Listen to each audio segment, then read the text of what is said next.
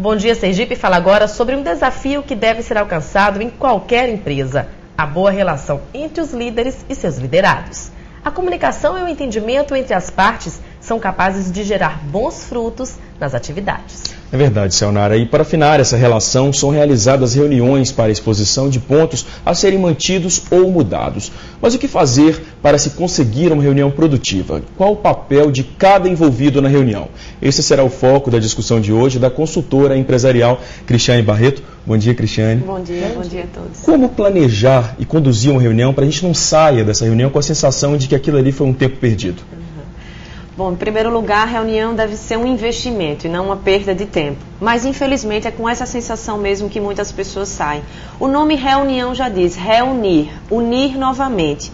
Mas a gente tem para cada cultura empresarial, para cada empresa, rótulos que já se criaram sobre as reuniões. Esse rótulo foi devido a costumes nessas reuniões, comportamentos nessas reuniões que se repetiram e as pessoas, os colaboradores, criaram rótulo. Como, por exemplo, hoje é dia de reunião, nossa, então tem problema hoje na empresa. Hoje é dia de reunião, não vou conseguir fazer meu trabalho direito porque vou perder meu tempo em reunião. E muitas vezes essas pessoas têm razão, sim. Lógico que tem algumas que não querem estar nas reuniões, não querem alinhar os trabalhos, não querem ser supervisionados, mas muitas vezes esses líderes não estão sabendo conduzir essas reuniões. Então, deve haver um planejamento, uma programação prévia do que é que vai ser falado, quem deve estar nessa reunião. Muitas vezes estão sendo convocados para essas reuniões pessoas que não precisam estar nessa reunião, por isso que também saem com essa sensação.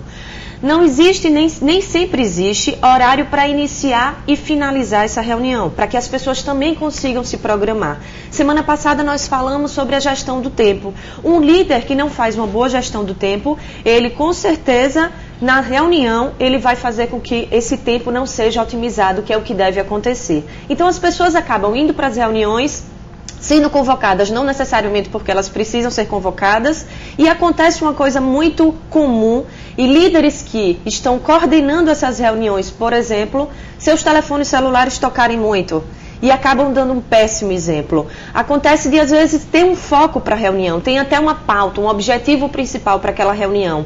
Mas assim como na nossa carreira e na nossa vida, o desafio não é ter o foco da reunião, mas sim se manter no foco durante toda a reunião. E aí o líder precisa estar muito atento para isso.